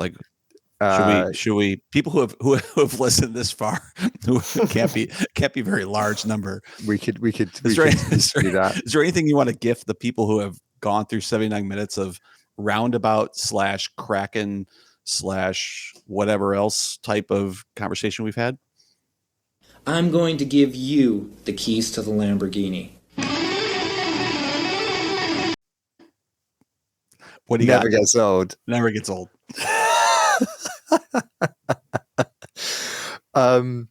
Yeah, Yes, I mean, so give us this an isn't update. the first. This isn't the first application, I guess, that I've launched on Juno. So I kind of knew that it would be, even on testnet, would be a bit nuts. Like, how's your day been, Callum? Well, you decided to dip for an interview straight after launching it. You're like, yeah, I'm going to tweet about it, and then go for an interview go. 5 minutes after. So this is the sort. He dropped the tweet. 5 minutes later, he was in a call. So yeah, but no, it was actually fine. Like, it wasn't bad. Just I was actually kind of blown away by the amount of people that are willing to play around with something. Like, in a way, that everyone's been quite nice about it. We've had a few smaller issues, some good feedback already, to be fair, and just got chaotic really quickly. Like, because we've probably had like quite a few, peaks in interest, then dips, then peaks, because of just how our communication is as a project. So yeah, everyone seems to. Then everyone, like, we're getting a bunch of people with loads of questions. The FAQ has already built up loads because we're getting asked a lot the same thing. Mm-hmm. But it is what it is, and yeah, it's quite exciting. It's weird to see people play around with something that you've been exposed to for like 2 months and just been there. And you're like, I'm used to this. And then they're like, oh, how do you do this? This doesn't make sense. You're like, no, it's just this, but it doesn't make sense to them. So yeah. Can I actually use this? Is this usable? Yeah, maybe not. That's subjective, isn't it? But yeah, that's kind of a big question. I missed the announcement because I was probably sleeping. Yeah. And you're on Don Kryptonium as well with your man. I've had a long day. It's a long day. What made you look good in the Yeah, he did you a nice one with the image he used for you. He asked for an image, and I didn't even have it on this. I don't have it on the laptop, but I sent him one that I made up. It's basically just me, but with a dunce cap on, which was my response to somebody. There was, I can't remember who it was. Like, it was some fucking shit project or something that basically was it for the Terra Developer Fund? I love Don's hero images. Always crack me up. Like, I love them. Yeah, he basically, I think, clipped that straight out of Game of Nodes. I don't know.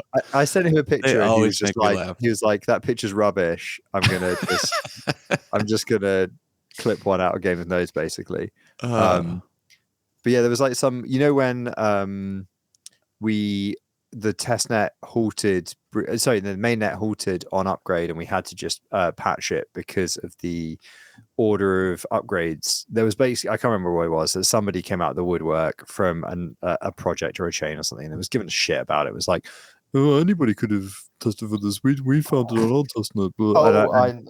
I know the project you're bringing up, but you're not mentioning it for a reason. I was basically like, I was not going to engage with it, and then I think in the end I basically made a Photoshop myself in a dunce hat, and I was like, "You fucking happy?" or something like that, and then be like, "Yeah, good one, you fucking new clever now," and then I deleted the tweet because I was like, "It's actually quite childish." But I have the image of me in a dunce hat lying around on my hard drive, so I sent it to Don, and he was just like, "Be serious," which is when you know. That's when you know, like, because Don is not a serious guy, so when he's going like, "Come on, man, take this a little bit seriously." Are you sure? I jumped on there with Don the other day and literally talked about Hong Kong for like half an hour while I was eating a steak. I was like, okay. I like that stream. We've talked about British history for about half an hour of this one, so we got talk. Like us, he sometimes takes the first 50 minutes to actually get to the subject, but I don't think that's a stone we can throw from our glass house. No, we're doing it again. We're literally doing it again right now. Yeah, he's asked me a few times. I'm like, I don't know if I have anything really to talk about, and then you guys have you've paved that goat path of having no topics to have good conversation. So I feel pretty good about sometimes. You don't need to have an agenda to have a good time. I know that, but his podcast seems like a real one. It seems different than this one. I don't know. It's slightly different in some sort of way. Oh Yeah, yeah, we've I mean- all been on it, us three, other than Yeah, I Usurper, think yeah. Usurper, you do have to go on it now. Otherwise, I know. you are like Billy I No know. Friends. Essentially, Don, on reach this. out. Let's go. Um, So, all right. So back to Howl. What? Give a for folks who don't understand what it is or not been playing with it all day today or going to listen to this. Give a 120-second overview of what you guys are trying to build, or what you were building. I shouldn't say try to. That's Right. not. Yeah, That's a bad phrase. What you are So- building and what you have built. I should say that. Right. So now that Howl is live, it is a microblogging platform of 140 characters that you can write, and using the Howl token, you can stake to staking on a post, and basically the delegator gets 60% of the inflation. The author of the post you delegated to gets 20% of the inflation, 10% of which goes to the community DAO, and 10% of which goes to the dev fund, which is sort of very similar to the community tax on a Cosmos SDK chain. And yeah, so basically it's just this sort of market model, which the Frey explained really well in Don's podcast about how it creates this market of the authors and the delegators sort of, buying and selling Howl to support each other and building this market very naturally. But basically, you can support smaller creators you like. It also has a Patreon model built in. It's just, yeah, it's awesome. Come check it out. Come play with it. Come break it. You might get rewarded. and also, I guess it's worth mentioning, there's a couple of things we can't build until mainnet, because so it doesn't work on mobile yet because Kepler Mobile doesn't work for what we need for testnet applications. So that will come. We have like a version 1.1, which is like the things that we can do after mainnet. And there's like three major things in that. One is mobile support. 2 is a bridge to Twitter. So essentially just like posting from Howl to Twitter to duplicate it. So you can just stay in one rather than posting to the other. So it's just going to kind of repost it to Twitter.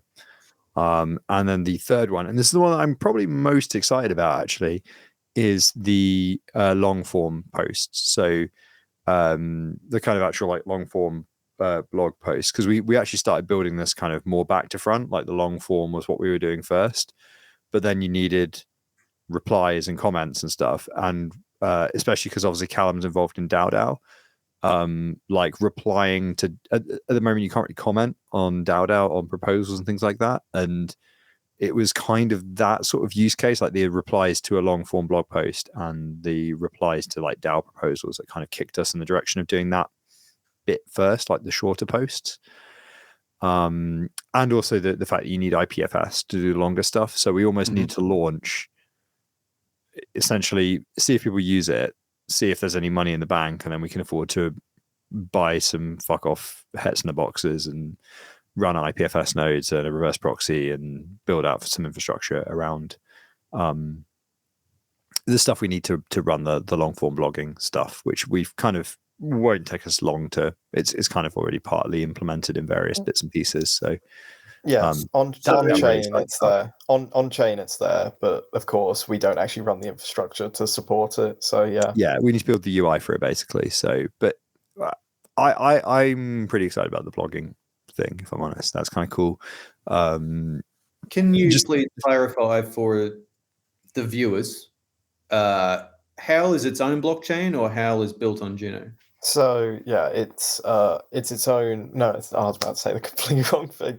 It's a set of contracts on Juno. Okay. So it's written in CosmWasm. It's deployed on Juno. That means you have to use Juno for the gas fees. Right. And it's that's probably the Juno testnet. Yeah, it's currently on Uni3, the Juno testnet. And it's currently broken Uni3, or we broke Juno tools. So I've been tweeting. I've tweeted by the way, alpha.howl.social is the address. So I've tweeted a couple. We have DOSed multiple things today, completely unintentionally. So firstly, we DOSed the Juno faucet for testnet, and I've been posting some good memes about that today. And then secondly, we DOSed Juno tools testnet because of the amount of requests that people were making.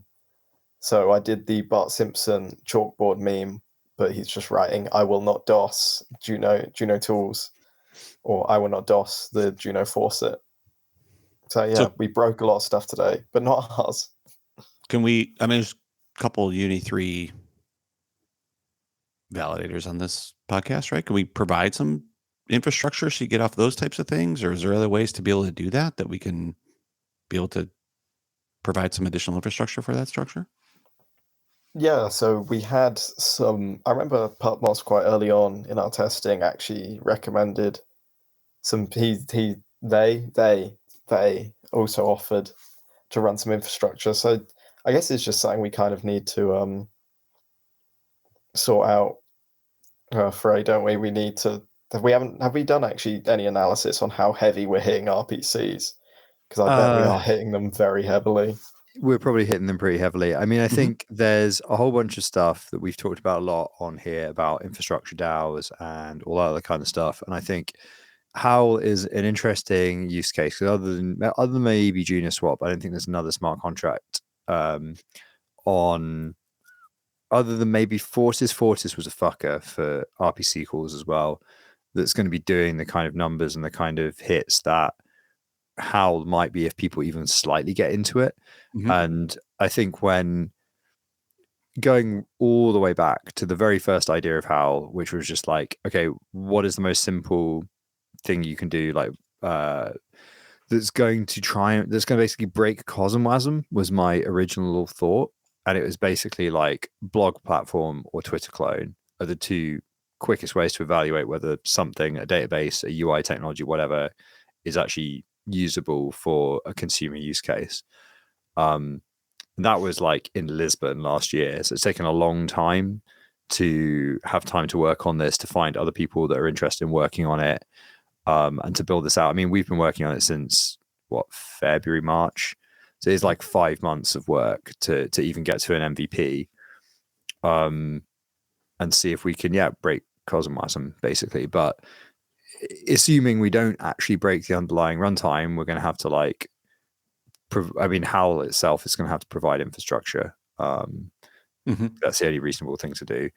And the Howl DAO can do that. And that's also partly where my interest in Akash and all that stuff is coming from at the moment as well. I'm kind of thinking longer term that, the Howl DAO is going to need to pay for some of that stuff, or, longer term, it becomes its own chain and then problem solved within its own marketplace. It pays for itself out of its own native token, purely out of inflation or whatever. And actually, thinking really long term, the sort of stuff you might want to do with the ownership model for something like this to make it actually meaningfully decentralized, it probably should be its own chain. And I don't know that it would be a Cosmos chain.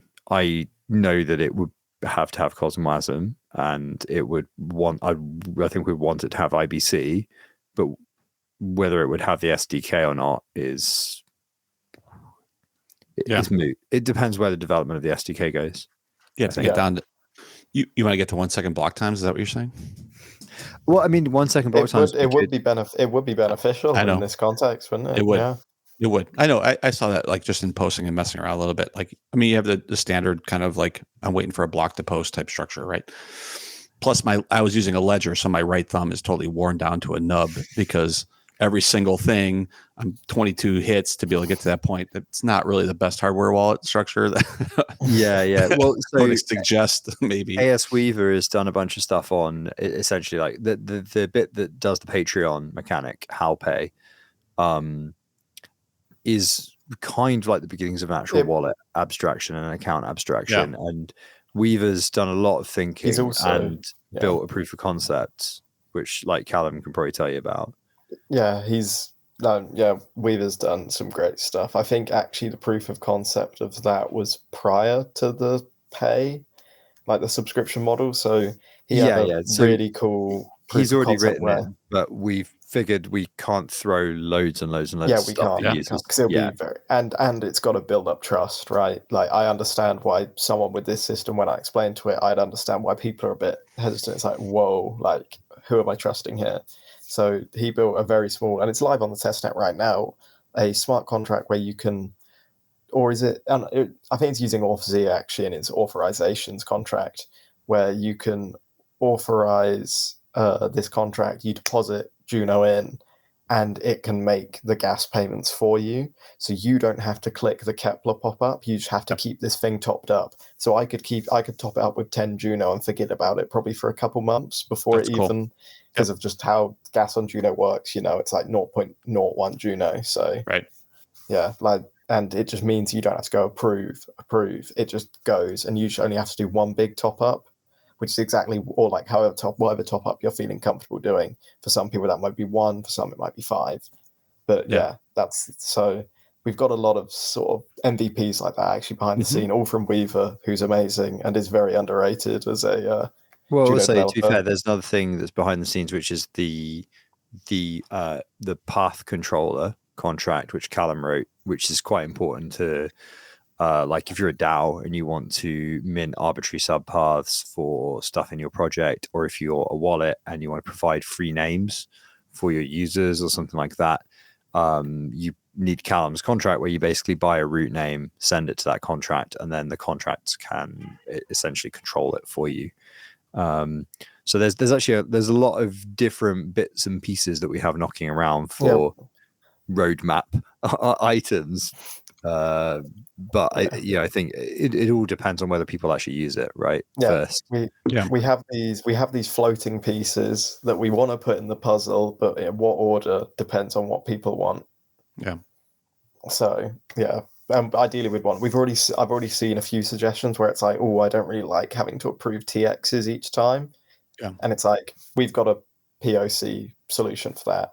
We've also got a solution for onboarding, another one which we haven't written any of the code for, but it will be possible. We have to again wait until Howl goes live for trading, but setting where Howl can be used for gas. So if someone just gets sent Howl, no Juno on chain, even though I think that's technically impossible because the account needs to be active, but if they don't have Juno for gas, we could allow Howl for gas using this other contract, and they're similar to the authorizations module where it has a Juno balance which is funded by us, but it will use the Howl token and Juno swap to try and keep the level. It'll always try and come back to like 10 Juno. So it always has 10 Juno is enough for, let's say, 1,000 transactions. It'll always try and go to that target 10 Juno eventually. And that creates some sell pressure for Howl token, but I don't think it would be a problem, really. Like the pressure would probably be quite minimal. I mean, I used it for probably 2-3 hours today, and I mean for some of you guys that launched today, like I didn't come across any blockers. Like there was nothing there that didn't work. Like everything kind of worked as it was there. I had a lot of functionality I wanted, right? Like there was a lot of things that were like either confusing or like just trying to understand how you guys are thinking through it or those types of things. But that's natural, right? But everything like for something you guys just launched today, I thought it was extremely put together. Like everything just worked. You know what I mean? So do I need Howl to be able to post? No. So you could earn Howl by writing a good post, which is something I quite like. I quite like that as a model, as in a way of onboarding people. You don't I mean, Callum's going to be rich off of this model, so... I've wasted too many bangers on this podcast, guys. You're going to have to pay me. It's my turn. Finally, the shitposting pays off. He's been training for this for many years. How do I make money by shitposting? Yeah, I mean, that's actually... So it's also worth saying there are going to be some challenges next week to break Howl, and there are rewards in Howl which will be applied on mainnet to be gained for breaking it. And it's going to be stuff like, become a Howl whale, accrue the most subscribers, stuff like that.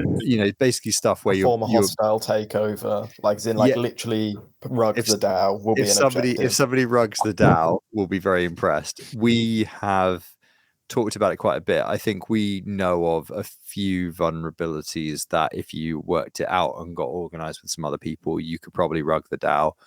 That would be funny. But we're going to publish some of these sort of on probably Monday, and then see whether Howl is still standing on Tuesday. It'd be interesting to see how quickly people can work out ways of gaming the system. Because we obviously have some moderation and stuff in place, but it's quite rudimentary at the moment. So, that's why we kind of want to incentivize people to break it, because it's we obviously are going to do stuff around, you know, maybe traditional auditing, but at the same time, like bugs and code integrity are one thing, and people using the system that you design the incentives wrong on is like totally another. And I think we're more concerned about the latter case at the moment, which is probably a false sense of confidence from the Rust compiler. I don't know. Yeah, agreed. Null's just zoned out to the middle distance, so he's using Howl right now. He's logged messing in. with it. Mm-hmm. I'm just playing around with Howl. There you go. And, you know, something that was really evident to me is that you have to buy a DENS address to fucking use it. Well, if you were listening, Null, you would know that eventually my contract can fix that and provide it for free. If we go that way. Freezies. Yeah. Yeah, no, it's just, I mean, it's good. It's fucking, you know, different integration model to pump up those returns on the DENS. It's like, yeah. Well, I mean, like super clean, super fast too. Like at the moment, it is. Yeah, well, it's probably because everybody's finished DOSing Juno tools and they're kind of done. The RPCs back up. That bloody that Charlim though, fucking hell. No, it's old school. Twitter used to be 140, so yeah, I like it. Yep, that. I'm okay with that. I like 255 better. Like 255. Oh, what like a byte? Yeah. Okay, yeah. I can see that. I can see the appeal of that, but it's too late now. We've committed to 140. Yeah, for life, man. Too late. I don't know. Raise a ticket. Maybe we can argue about it. Like, are you gonna put functionality here to like, you know, do tweet storms? Yeah. So yeah, like threads. So that's something I would quite like, because that would be a cool way for, before we get long form, a way a lot of people on sort of Cosmos Twitter, or even crypto Twitter in general, you know, they write a thread. So that's definitely something I want to support. So yeah, we do. So we do have threads and replies, but at the moment they're kind of not grouped together in the UI. So the question we have is like whether we should recursively like always be grouping those together, or whether we should, because obviously if this is successful in any way, we're going to have to like build out some infrastructure, build out some indexing and stuff, and then we can kind of arbitrarily decide how to sort of make that work. And that's that kind of secondary layer of stuff. You know, do we just throw all our threads in there? Is the question, you know, and just have that served out for secondary thing. I don't know. We'll kind of cross those bridges when we come to them, I guess. All the data exists, and the machinery, if you like, to make threads totally works already. That's just the replies, just thread of replies, same as Twitter. How it's displayed is different at the moment because we don't really have threads. We sort of need to follow the linked list. Yeah. The graph is perfect for our, and even like subquery or anything. All of those indexing solutions are literally perfect for how we can just, you know, persist writes to chain, as in the only time you'd interact with a chain ideally would be when you're writing a post, and then it would all be done through this GraphQL thing. Yeah. Unless I'm really overselling subquery, but I think that's sort of the ideal model, right? I think so too. Perfect. Yeah, they've been chasing us a little bit about when we go live, are we going to use subquery? And the answer is probably yes. The answer is probably, unless nobody uses Howl, in which case then on to the next project. I would honestly, but that piece I would kind of think would be part of MVP. Like it'd be difficult to launch without that querying. Like I can't even like find people. I was trying to find you guys, but I can't do that until I either find a post that you guys are in or something similar to that. So I don't know how you would launch without that, because I don't think that's a fair. Well, we actually the search thing, we sort of all thought that the other one or one of the other ones had actually just implemented it. There is a ticket that's been, I think it's the second ticket. It's like from March. It's like from March, which is like a month after we started properly developing. Yeah. And it gives you an idea of like how kind of tunnel vision sometimes we have been on this, is that we're just like literally, I think today I was just like, hang on lads, I can't find the search bar. Yeah. And then Callum was like, It doesn't there is no exist. search bar. And I was like, I'm Yeah. pretty sure I saw a search bar. And Callum's like, there is no search bar. And I was like, let me tell you. I was like, but we have the Yeah. endpoint to do search. It's like, yeah, but there is no search bar. Yeah. I'm like, okay, well, I'll make a ticket for it. And then I made a ticket. And Callum was like, there's already a ticket for the search bar. And I was like, fuck's sake, this has probably it's got on like my page face 2 on of it as the well. yeah. It's It's probably page literally 2 got of my the face on issues. it. But yeah, so yeah, it's just that pattern matching on blockchain is hard because it's impossible. Sure. So we couldn't do like, you know, on Twitter where if I typed CAL, you would get like me and then, you know, all of my burner accounts that I use to pump up impressions on my posts. But yeah, so currently the very basic search implementation would be if it's an exact match, show it, which is exactly how Dens works. If you go on Dens and you go to register a name, that's how you can check if it's taken. But you're doing some search on the hashtag, right? So there's something there. Yeah, but that's only an exact match as well. I'm very certain that should be. Yeah. Well, you could just hashtag everything. You could hashtag your name and whatever else. Yeah. I mean the core of it is the structure around being able to stake on a post, and that's pretty awesome. At the center of it is this model where you know you as a content consumer get rewarded, but also the content you're consuming gets rewarded, which is where it's very, very different. And I've been on a few things now where I've said it's for a lot of people who don't have the largest following. You know, they're not big enough to get a Condex sponsorship, but they're big enough to pull in some impressions. They can get some rewards on Howl, which I think is awesome. Yeah. I think that's where this fits in, which is like kind of this great flattening of bring it down to content and value, right? And being able to reward that. I think that's awesome. And really curating your feed around that. And we've also got some more stuff on sort of grouping and having custom feeds, or you can even separate your feeds based on aliases. You could have your own aliases, and that could be your each feed. Wait. Sorry, could you just say that again? You can say that word again. Aliases. There you go. All right. Aliases. Yeah. Sorry. Yeah. You had the emphasis. You had the emphasis on the wrong. I just feel like there was a bit of a glitch in the matrix there, and I was like, "Am I the only one hearing this?" I thought never coming on again. What does this report post do? Where the fuck does that go? Oh, that goes to the moderator. So, do you want me to ban someone? But I won't be a moderator on mainnet. I've just made myself a moderator for testing. Are we moderators on testnet? Moderator? I am. I made a multi-sig proposal to make myself a moderator just so I could see if it was working. So am I banned already then? Am I banned from Howl? Did you do that? Oh, yeah. I've taken your money. Don't worry, it's mine now. How do I stake a post? I can't see the link. The heart. The heart. Oh, is that it? You just press the heart. Oh, yeah, what I didn't pick up, which obviously these guys helped me out with, it's not like on Twitter you just like hit a like and you have 490 likes, but it could be 490 likes from like one person, right? So it's like the amount one stake there is one like, right? So you can stake. So I could stake all of my Howl on something that you have, and not you'd just have like 500 at one likes time. or whatever. Right. Yeah, and it's maybe I should say it's one Howl at one arbitrary point of time is the like, because your likes will keep on increasing because your like will expire. Because a like in Howl, which is a stake, is you lock up somehow for an amount of epochs, which is currently 24 hours on testnet, and then it comes back to you. So you have to keep on coming back. And I think in mainnet you guys are talking about like 2 weeks or something like that. Yeah. So like an unstake over 2 weeks.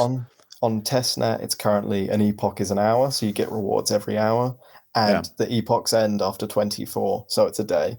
Whereas on mainnet, we'd do an epoch is a day, 14 epochs, which is 2 weeks. And that is subject to change still. We could easily change it. That's all configurable. Imagine this. Imagine if your like button was actually staking Juno and it was back-ended by a liquid staking contract.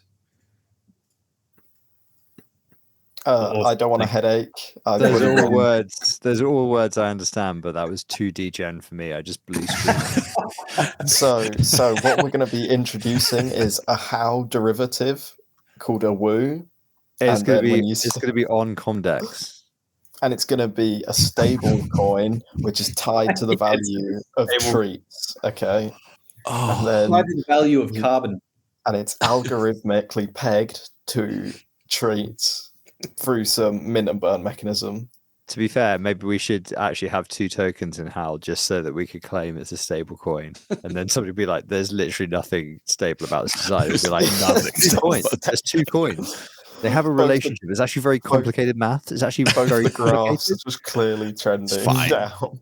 Yeah, we just have that. Y equals 0. Complicated. We just have these two stable coins that are. It's like a double helix.